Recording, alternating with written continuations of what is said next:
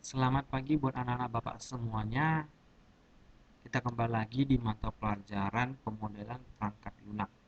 Nah, di materi sebelumnya, kita membahas sedikit materi sebelumnya. Kita sudah bahas yang namanya konsep dasar pemodelan dan tujuan-tujuan dari pemodelan tersebut ada 4, dan saya harap kalian semua sudah tahu yang namanya konsep dasar, karena ini adalah awal bekal kita untuk materi kita selanjutnya. Kemudian, di dalam perkembangan pemodelan, terdapat dua jenis. Terdapat dua jenis pemodelan, yaitu yang pertama, metode terstruktur, dan yang kedua, metode berorientasi objek. Metode terstruktur sendiri adalah melakukan pendekatan yang memiliki fokus pada aliran data. Saya ulangi kembali, metode terstruktur adalah melakukan pendekatan yang memiliki fokus pada aliran data. Dan memperlihatkan hubungan antara objek-objek yang ada dapat melakukan komunikasi dalam sistem yang dikembangkan. Diagram yang digunakan adalah data flow diagram atau DFD dan Entity Relationship Diagram atau ERP. Saya ulangi lagi, melakukan pendekatan memiliki fokus pada aliran data. Nah, untuk contohnya sendiri, saya saya akan menjelaskan pada contoh yang akan saya berikan di slide selanjutnya. Kemudian yang kedua, metode berorientasi objek, yaitu melakukan pendekatan dengan cara melihat dari sudut pandang dalam sebuah objek-objek serta hubungan antar objek. Diagram yang digunakan adalah diagram yang ada pada UML atau Unified Modeling Language. Saya ulangi lagi, melakukan pendekatan dengan cara melihat dari sudut pandang dalam sebuah objek-objek serta hubungan antar objek. Nah, bedanya tadi, kalau metode terstruktur berfokus pada aliran data. Kalau metode berorientasi objek dengan cara melihat dari sudut pandang. Beda ya. Tadi metode terstruktur dari aliran data, kalau metode berorientasi objek dari sudut pandang. Nah, untuk penjelasannya saya akan jelaskan di penggunaannya secara langsung atau di gambar yang sudah saya sediakan di slide berikutnya. Oke. Nah, pengertian DFD serta kelebihan dan kekurangan DFD. DFD atau Data Flow Diagram adalah suatu network yang menggambarkan suatu sistem yang terkomputerisasi, manualisasi, atau gabungan sesuai dengan aturan mainnya. Oke, saya ulangi lagi. Suatu network atau jaringan yang menggambarkan sebuah atau suatu sistem yang terkomputerisasi, manualisasi, atau gabungan sesuai dengan aturan mainnya. Berarti DFD ini dapat kita gambarkan secara online atau menggunakan komputer atau internet, atau bisa dengan manual, dengan kita gambar sendiri, atau gabungannya bisa kita lakukan dengan komputerisasi atau dengan manual. Nah, itulah DFD tadi. Kemudian kita bahas keuntungan dari DFD adalah memungkinkan untuk menggambarkan sistem dari level yang paling tinggi kemudian menguraikannya menjadi level yang paling rendah. Saya ulangi lagi, memungkinkan untuk menggambarkan sistem dari level yang paling tinggi kemudian menguraikannya menjadi level yang paling rendah.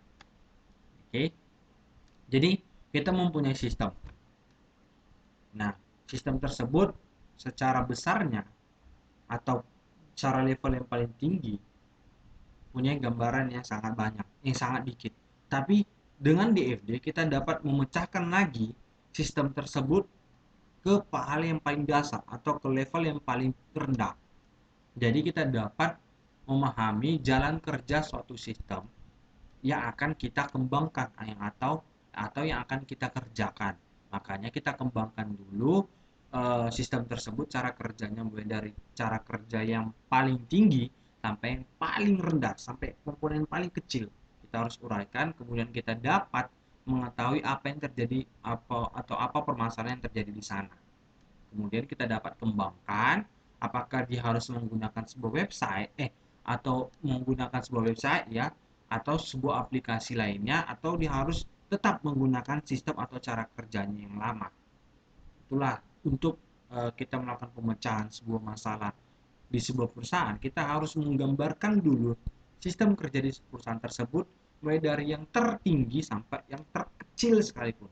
Jadi kita dapat mengetahui cara kerja sistem di perusahaan tersebut, apakah memang harus mengubah dari sistem yang manual atau ke sistem yang terkomputerisasi, atau tetap mempertahankan sistem yang manual, ataupun mungkin komputer tersebut sudah menggunakan sistem terkomputerisasi tetapi masih terjadi permasalahan di sana, maka kita pelajari lagi secara kerja sistem yang terkomputerisasinya tadi, mulai dari level tertinggi sampai level terendah, sehingga kita dapat mengetahui di mana apa namanya sistem tersebut tidak bekerja secara efisien, sehingga kita dapat memperbaiki di bagian mana yang harus kita perbaiki sehingga kita tidak salah dalam mengambil sebuah keputusan.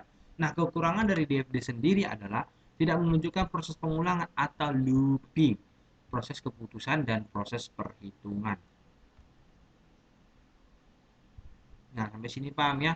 Kekurangan dari DFD adalah tidak menunjukkan proses pengulangan atau looping, proses keputusan dan proses perhitungan. Karena DFD sendiri hanya akan menggambarkan jalan kerja sistem, mulai dari level tertinggi sampai level terendah. Dia tidak melakukan pengulangan. Misalnya, setiap transaksi terjadi setiap hari, setiap jam, bahkan kalau boleh setiap menit. Nah, transaksi tersebut kan terjadinya namanya pengulangan. Kalau di dalam bahasa pemrogramannya itu looping, terjadi pengulangan. Nah, tapi di dalam penggambaran DFD itu tidak ada yang namanya pengulangan. Karena jika terjadinya pengulangan, maka itu akan membuat kita kesulitan dalam menggambarkan sistem tersebut. Jadi kita hanya menggambarkan proses atau sistem, cara kerja sistem tersebut tanpa yang namanya ada perhitungan, pengambilan keputusan, atau yang namanya looping. Nah, looping tersebut terjadi ketika kita sedang mengembangkan sebuah website. Nah, untuk beberapa kejadian kita perlu yang namanya melakukan looping. Nah, kalau dalam bahasa pemrogramannya, looping sendiri menggunakan yang namanya for if atau do while. Jadi for for for i sama dengan 1, ya kan? For i sama dengan 1 if. Nah, gitulah. Jadi jika i sama dengan 1, maka lakukan perulangan sampai i tersebut menjadi 1. Nah, gitulah bahasa pemrogramannya. Kemudian, diagram aliran data ini sering digunakan untuk menggambarkan sesuatu sistem yang telah ada atau sistem baru yang akan dikembangkan secara logika. Data-data yang diambil dalam diagram aliran data. Nah, makanya saya sudah katakan tadi, DFD ini kita gunakan ketika kita ingin memecahkan suatu masalah dalam sebuah perusahaan tentang cara kerja sistem yang mereka gunakan. Baik itu mereka masih menggunakan sistem yang lama ataupun baru menggunakan sistem yang baru mengadopsi sistem yang baru dan terjadi yang namanya clash atau permasalahan di sana, atau tidak efisiensinya sistem kerja yang mereka gunakan. Makanya kita gunakan DFD untuk memecahkan sebuah